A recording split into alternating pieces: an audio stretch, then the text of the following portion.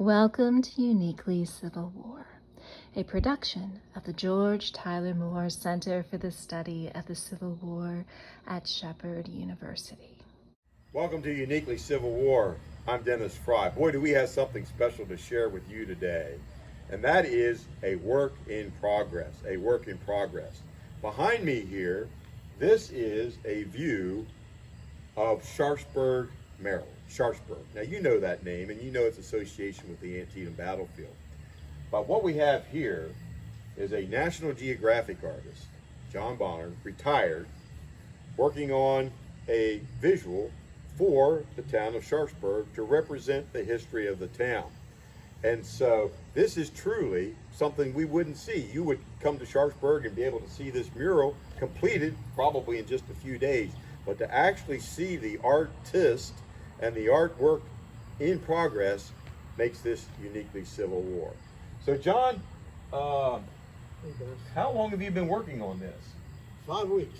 5 weeks. Yeah. Well, now tell me about this particular illustration right here. It looks to me like you've got a photograph in front of you that you're using as your model. It is. It's a period photograph that I got. And I'm not sure exactly what date it is. It's probably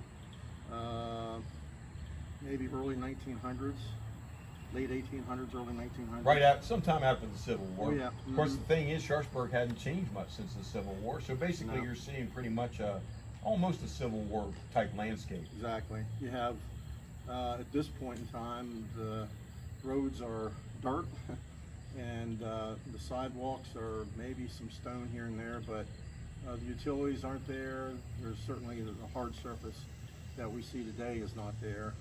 But much of the skyline, the buildings are intact and pretty much the same view. If you were to walk down to the corner and look west, this is exactly what you would see. You could pick out every building in this depiction. Well, let me ask you a question about how you go about doing this. I mean, how in the world do you draw something to this scale on basically concrete block and then paint it? Good question. In the old days, we used to use a grid. You would grid off the wall, and then you take your illustration with the same grid, and it might be, let's say, 1 foot increments. And your drawing, each increment on your drawing would represent that measurement.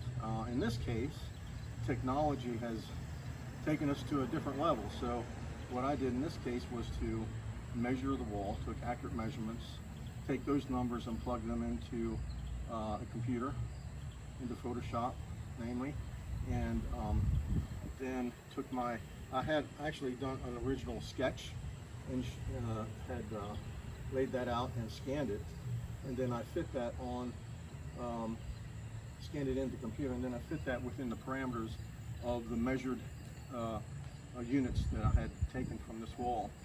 And then I cropped 7 different images, one right after another, and projected those images using a digital projector.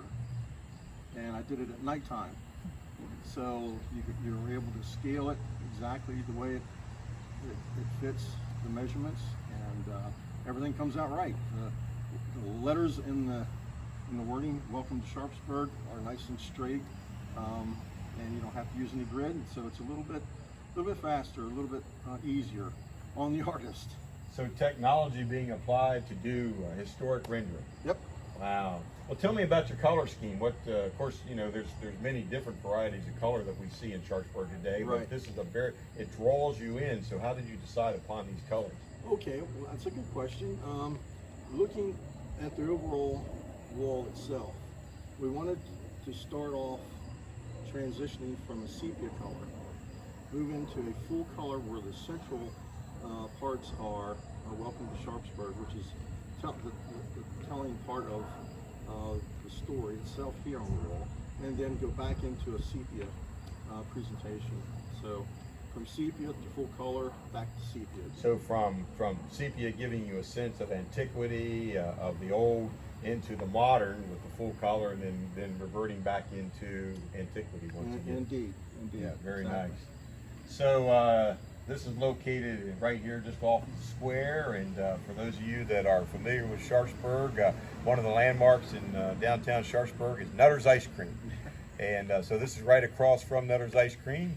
If you come into downtown Sharpsburg after visiting the battlefield to enjoy a cone, you'll see this, and you will be special because not only will you see this, but you have met the artist. John, thank you very much. Congratulations on this beautiful rendering. Truly, Sharpsburg's uniquely Civil War.